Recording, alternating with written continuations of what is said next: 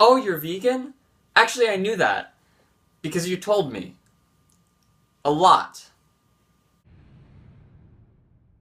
So, meat is murder, but apparently milking cows is also bad, because if we didn't use them for milk, then instead of just standing around in a barn or a field all day, they could stand around in a different field all day.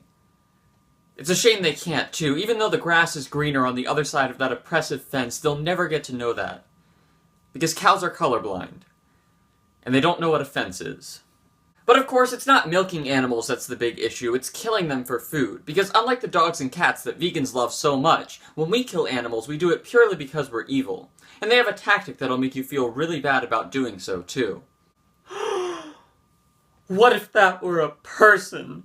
And that's an argument that you can't come back from either, because as you know, that pig could very well be a person. Except it's not.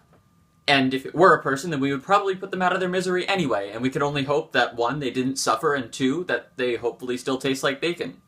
So, do vegans just treat everything as though it were a human being? Like, before they flush, do they think to themselves, what if that were a person? My assumption is actually yes, based on how vegans treat the average person like shit anyway, but the hypothetical only works when the thing is cute. And I know that because I've never seen a Go Vegan shirt with a flounder on it. There's no Save the Flounder movement because no one wants to look at anything that can only look back at them from one side of their body.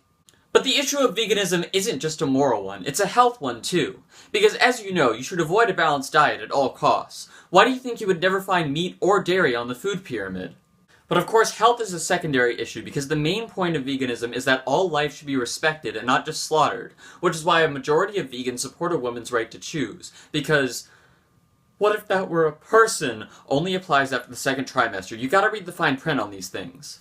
But all in all, in reality, I fully support the veganism movement because their commitment to the idea that slaughtering animals is immoral saves hundreds and hundreds of animals each year for the rest of us. Guys, thank you so much for watching the end of this video. If you liked it, then hit that share button because your friends probably will too. And if you're new here, then hit that subscribe button wherever that one is. And I will see you next Sunday with another video.